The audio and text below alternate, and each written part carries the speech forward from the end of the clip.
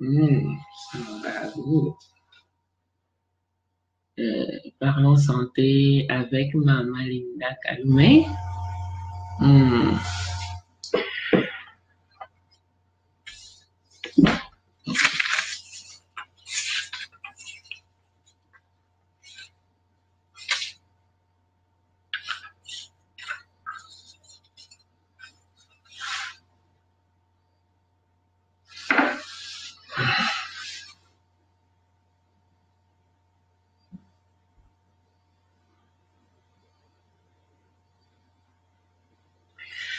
Je suis en train de voir.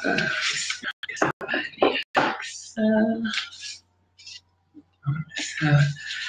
Bonsoir, bonsoir, bonsoir. Mbote na bino nyonso, mbote na bino. Ngai yo Mama Linda Kaloumé, ndenge nalakaki bino. Chose promise, chose due.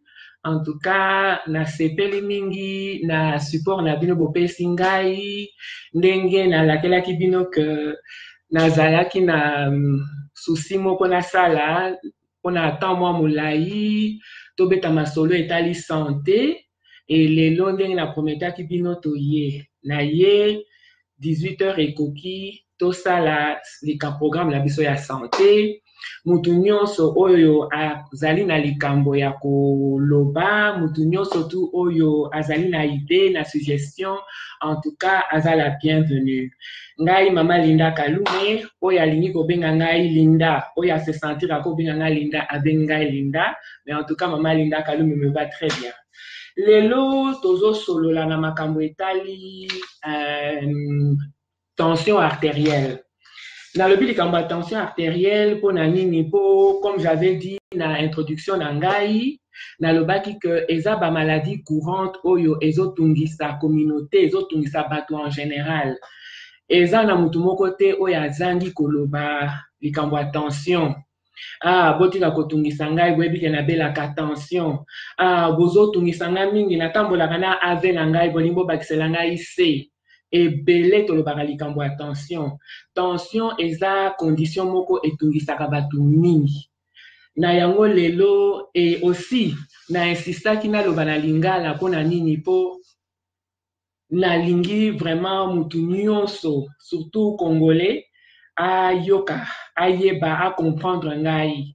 Donc biso na biso to sungana me elingo loba teke na koki koyebisa mutu mususu te to mutu ya munoko mususu soki a poser question to a reconnaître nga lobi Linda ozo sala nini, qu'est-ce que nako koyeba, na koki toujours koloba na munoko oyo wana.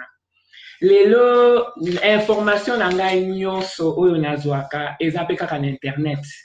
Makambo nyonso na koloba lelo naza sûr que ebele boyebi yango. Mais la seule raison na bandi awa nazo solola ezaka neti bozo solola na munoko moko makambo to komprenaka ezaka pe ndenge mususu. Makambo to komprenaka ezaka ndenge mususu. Jennifer, hello. Oh my God, I hope you don't mind. I hope you don't mind. I'm just speaking about health issues. And today I'm talking about blood pressure. So if you have any ideas, you can always write in English, and then I will tell people, for those who don't understand or who can't read English, okay? Thank you for being there. Olivier, M. Kabangu, bonsoir à vous. Donc, comme je parlais, Nazé Koloba, que en fait, ceux qui Nazé Koloba, tout le temps, tout le banalingala, ezali pour se rappeler ngai moko. Tension artérielle, ezali nini. Ceux qui les loboye, en tout cas, batunio, awayo lobaka, nabelaka tension, tension artérielle à mwezani. Oya yebi motuna akokoloba, mais na lingala, na koloba tout simplement que tension artérielle ezali lolenge oyo makila etambolaka na kati ya bavene na biso na bactérie na biso. Na kati ya motema ndenge motema epompaka makila, tension sikoyo ezaka makasi oyo makila ezotambola. Donc na pression o makila ezotambola na kati ya bavene na yo. Soki ezotambola mbangu, soki ezotambola malembe, to soki ezotambola na niveau normal. Donc soki ezotambola na niveau normal, okotambola na yo oza na yo bien. Soki pe ezotambola na ndenge ya mbangu, na ndenge ya valeur moko eza likolo, okoyeba pete. Ko tension artérielle tango emataka, ezaka difficile pour na oyeba okoko vivre na niveau moko ya tension moko eza mabe ekomi neti chronique oyebaka te yango na babengaka yango le tueur silencieux. Le tueur silencieux. Na yango tension il faut ezala eza na ba norme nango, il faut evanda na limite normale. Limite normale ya tension ekozala entre 120 et 80. Na bato mosusu otali taille ya mutu munene na ye okondimela ye na 90 okomona yango mpenza mabe mingi te. To soki emati ekomi ba 140 epa na biso na Congo babengaka yango 14 15 17 okomi mutu moko il faut talela tension na yo. Na ba moment nyonso tu wana oyeba okozwa pe signe moko te ke tension na ngai eza makasi, tension na ngai eza kokita, donc ozosala vie na yo normal. Tant ekomaka na ba danger zone ekomi na zone moko ya danger ndo okomona ke no ouf moto apike crise batali boyo 200 to na epa na biso nde balobaka 20 19 20 21 210 wana okomi sikoyo na danger na zone ya danger. Voilà. Donc, Nabino nyonso tu bolandi ngai. J'espère que naza boza ko comprendre ngai. Soki naza bozo comprendre ngai difficilement. En tout cas, boza bo hésiter te boyebisa ngai nazotanga ba commentaire en même temps. Na lobi définition ya tension ezali nini na lingala ezaka kaneti na tube ya mai. Zaka ka tube na mai wana. Mai faut elekaka malembe bomona banini ya régie des eaux etobokaka soki pression ya mai eza makasi ekoko tobola tube wana ndenge moko ntango ozotambola voiture ntango ezokumbama il faut ezala na badose makambo nyonso na kati ezala bien soki ezali en bonne forme te mabe. Donc tension artérielle eza mpe kaka ndenge makila etambolaka na nzoto na biso. Je l'ai déjà dit nalingi korepete mingi te mpona repetaka mpe mingi. Nango sikoyo wana na lobi définition ya tension artérielle sikoyo nakotuna ba cause eloko nini ekozaka tension artérielle. Merci beaucoup Olivier de moi, merci. Quelles sont les causes de la tension artérielle? Eloko nini ekozaka tension artérielle? D'abord, avant la kelemosika, information na nazwaka na website moko na biso awa na Angleterre, na ko citer kombo na ngote, ezali website do biso to utilisaka na musala na biso. Donc, on a évité jusqu'à quel niveau, na kozala permise, na mentionné kombo na ngo, mais ezali vraiment information oyo tozaka permis to utiliser na musala, comme na lobaki na zaka infirmière. Voilà. Donc, ba cause ya tension artérielle, balobi âge. Bisoko komi na âge moko boye ndenge biso sokatisi ba âge wana balobi mingi au-delà de 40 ans nzoto tango ekomaka kosenga mwa ba aide ebele okomi kotala makambo nyonso tu wana. Donc tozali à risque ya kodévelopper high blood pressure na ba âge wana. Eloko mosusu ezali balobi biso ba africain na batu ya bakarabine pona soko tali bien na ndenge na biso tolelaka toza pe na risque mingi ya kodévelopper hypertension. Hypertension ezali vraiment ya biso. Et puis mosusu bon ezali kaka ndenge kaka makambo mosusu ezali ba lifestyle na biso ndenge tovivaka soko melaka masanga mingi soki tous les jours il faut mela masanga soki tofumaka batu nyonso to wana balobi toza na risque ya kodévelopper hypertension.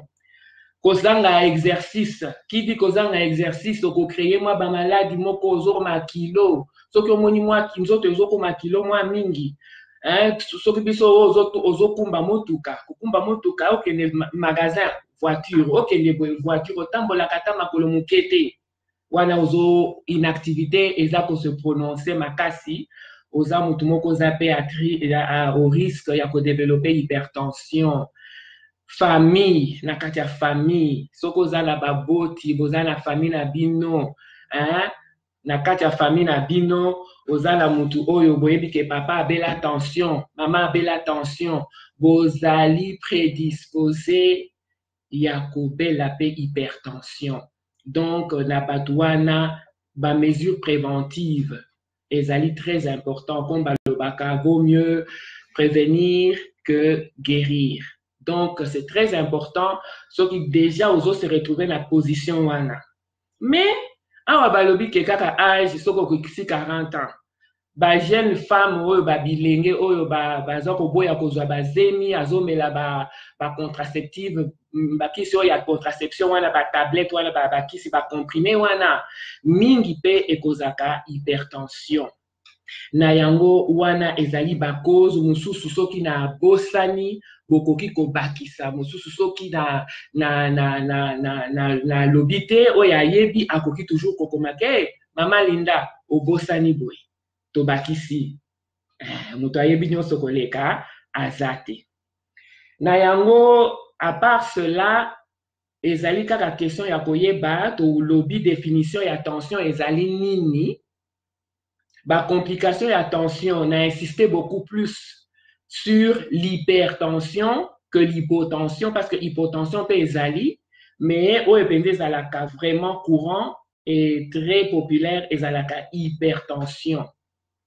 Alors na yango na point oyo nakomi à part ba cause oyo na lobi eza na ba cause mosusu na kati ya nzoto na biso oza déjà la maladie songolo oyo pe eza déjà prédisposition na yo ya ozala na hypertension sufaka ba kidney oza na maladie ya ba kidney pardon ba maladie ya ba rein oza na maladie ya ba rein oza na maladie ya diabète oza na mwa ba maladie moko kilikili oyo epusaka que tension na yo eza na possibilité ya ezala déjà ya likolo.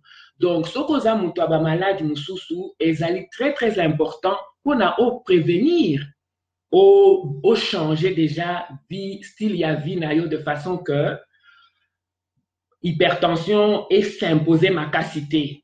Ozala nango ata malde balobi donc modéré. Ezala vraiment aigu te, ezala makasité donc ata ozo vivre nango, ozala modéré. Sikoyo na étape na komi nango, est-ce qu'il y a quelqu'un qui ajoute quelque chose? Moutazo bakisa eloko te? Non, je continue. Nalingaki naloba ba condition nazali koloba na yango soki toloba olalaka bien te, il faut kolala bien. Soki oza mutu moko osalaka mosala butu par exemple, il faut toujours olukaka moyen olalaka pongi penza ya malamu mingi comme ça au couvrir au moins 6 heures de ya pongi na yo pona o calmer biloko wana. Yo mutu ozaka na ba problème ya motema, ozana ba palpitation, tout ça là, ezali déjà prédisposition ya ko élever tension parce que tension artérielle tozoloba ezali circulation ya makila et la circulation ya makila le maître organe primordial ezali le cœur. C'est là où se passent tous ces échanges là. Il y a systolique, tant tension ezo makila eza monter mezo pomper makila ezo bima na ezo kokota. Et là qu'on a bosali koyeb sabino quand je parlais de limite normale et tension, la Bosani a mentionné que non, tension est dans la nombre mi balé, tant que la kabatali docteur Atalio, n'enge nazali n'appareil n'anga la tension n'anda quoi, c'est une très bonne habitude. C'est une très bonne habitude à posala nango, soko koka posala n'appareil tensiomètre non n'anda et zali très important. Dans la tensiomètre na yo, soko miyo ki moi bakoko so comme tolobi que dans la prédisposition et zali habitude moko ya bien. Ce qui olingi que au garder moi au gardaka œil na tension na yo so ko zan l'appareil nanga présent ma bête neti ngai bon nazo solo la bino wa moi motema ezo beta tic tic tic donc moi nervosité muke ezali mais cela n'empêche naza cool natala nazota la tension nanga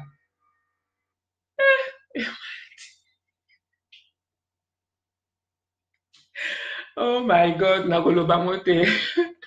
En tout cas, Emati Makasi, tenazo solo la bino boye. Entre parenthèses, faut pas être trop sérieux dans la vie, hein. Et au moment où c'est ça la bien. Mais pour nakola sérieusement, un nombre one Emati Makasi na occupant aussi côté. O eza tensiomètre na ngai, natalaka, na mon attention na ngai eza nini. Et là qui s'appelle rythme cardiaque. Donc voilà, Sofa. Donc, nazo tanga, mutalobi loko mokote, mais merci quand même, il n'y a pas de problème. Sikoyo, na nyaki na loba na makambo etali, makambo etali symptôme soki okomi komona ba bilembo ya tension ke mati po ndenge ezali wana comme nalobaki ntango ozovivre okozala ozovivre na tension moko esi emati chronique ozovivre nango ozoyeba te mpo ozosentir malaise moko te momona air moko koyoka nazoka mutu pasi mato ezobetanga ndenge nazomona vision ezosala neti flou natelemi boye namoni neti nayoki bien te konégligaka basymptôme ya bongo te soki omoni malaise moko boye mingimingi ezalaka malaise esali yo omona mbala moko otali moke epui mpe ovandi na yo eleki mpe eleki mpe bonzoka nde eloko moko esalamaki wana ya makasi donc c'est très important oyeba surtout soki oza na tensiomètre to oza na centre médical moko boye pembeni okoki kotalaka tension na yo to soki ozali na camarade moko boye aza na appareil otalisa yango ezali très important otalaka tension na yo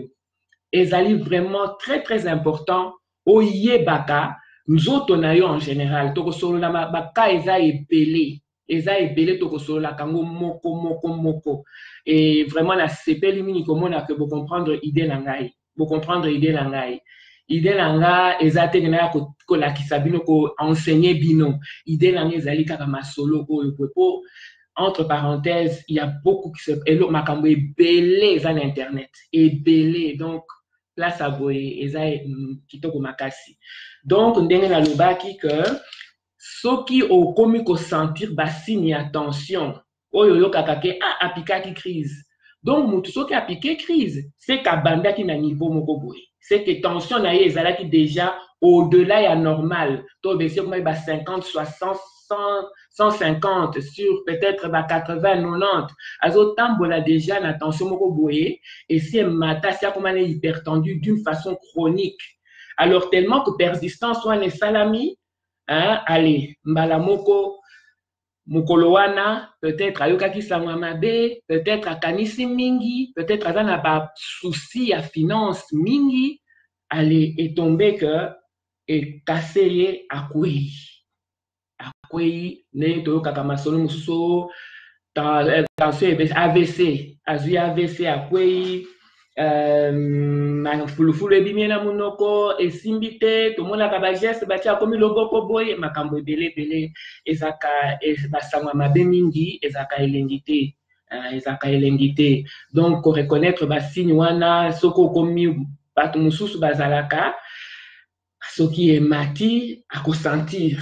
Mais en tout cas, ba signe oyo ya hypertension comme na danger zone, na zone ya danger, oko sentir vraiment nde na uta koloba, oko ka ba mutu pasi, oko ka mato ezo beta, oko ka miso ko mona flou, oko komona okomi komona neti vertige, motema ezo beta mbangu, oko kwa kope mate, ermo kuto mona ozo oko ko saigner na zolo. Prévention ezali la cure. Il vaut mieux prévenir que guérir. Pour na ba oyo bazali na ba problème bazali déjà ezali ba facteur moko héréditaire et que bazala na posa que non ba prévenir yango. Oni ko prévenir tension na yo en tout cas vraiment tala eloko nini ozolia éviter mungwa biso toliaka mungwa ebele. Totiaka pilipili ba spice nyonso totiaka wana bikilakila nyonso to wana pilipili mungwa bakisa boye mungwa ekoki te wana tokoki komeka to réduire kolia mungwa na biso à tous les échelons à tous les niveaux mais sala na kolia biloko kaka ndenge ezali omoni mosusu oyoki na motema pasi alobi mama ata mungwa moke okobakisa te esalaka pasi po biloko ya kolia ezali parti monene ya vie kolia mais tomesana na kolia ata docteur okeyi kotala docteur eloko mosusu na engaki na beta sete nde balobaka na lingala kotia sete soki okeye pa monganga docteur alobi na yo mama papa oza hypertendu il faut melakisi toyokaka ngo mingi nga nakomela na nga kisi wana te bakisi na bango wana nakomela te erreur s'il vous plaît mela kisi wana mela kisi sala ba changement na style ya vie na yo tika kolia mungwa ozomela kisi docteur azoko talelaka yo muke muke ki garder lisu na tension na yo. Garder lisu na tension na yo, melaka kisi, sala changement ya style ya vie oyo, okomona que avec le temps, okokende pe lelo docteur abandi kokitisa dose ya kisi na yo. Okomona pe que eza nango likambo ya danger te, olamuki na tongo melika comprimé moko pona o continuer vie na yo. Tension garder au calme. C'est pas en fait, c'est même pas parce que ozomela kisi, c'est même pas parce que ozomela kisi que il faut lire n'importe comment. Non.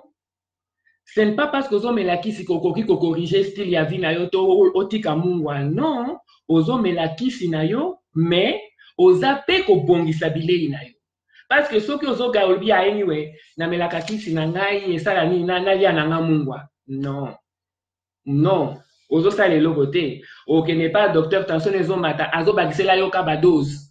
Azo bakisela ba dose. Okoki te balobi na yo oza hypertendu melaka kisi yo lobakela komela kisi te, c'est une très grave erreur.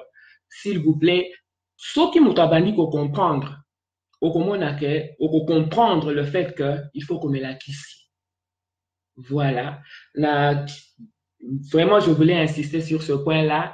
En tout cas, et là qu'on a recolobali sous awa, ezali que, comme on a dit que tosolo ma kambaba cause, j'ai fait mes petites notes, tosolo ma kambaba cause, tosolo li na ma kambo prévention. À mon niveau d'infirmière, je fais une sorte de la promotion de la santé, hein. Ça c'est la promotion de la santé. Vraiment, comme j'ai tout dit, et puis pour éviter café, de l'eau à caféine, tout ce qui est excitant, ginger, bière, tangawizi, ce que vous avez attention, vous voyez que tangawizi c'est excitant. Tangawizi, au attention, attends, mais la tangawizi, mais il faut que doser. Il faut que dozo mais la tangawizi pas ma femme parce que tangawizi c'est excitant. Tangawizi c'est excitant. Donc vraiment et que ça la malamu mingi au comprendre dozo lingade to solo laka. Souci nangai vraiment ezali que nena ol banalinga la boye. To longwa bambo cannabis en obekala. Vraiment na lukaka na touché bato oyo mosika nanga mosika penza ba mosika vandi penza babia na yoka ki boete na comprendre ki boete le na comprendre mutolo bana munoko mboka na yango toko ko atteindre mutu nyonso na niveau na ya compréhension problème égalité na banza na lobi nyonso na zaki na okoloba ba complication ya hypertension. Ba complication ya hypertension biso nyonso toyebi ya liboso oyo tokufelaka nyonso ezali stroke, AVC, accident cardiovasculaire soki ebeti yo na mutu, attaque arrêt cardiaque soki ebeti yo na motema. AVC en fait ezaka nini kaka nini tolobi masolo ya pression ya makila ndenge ezotambola na kati ya bavene na biso.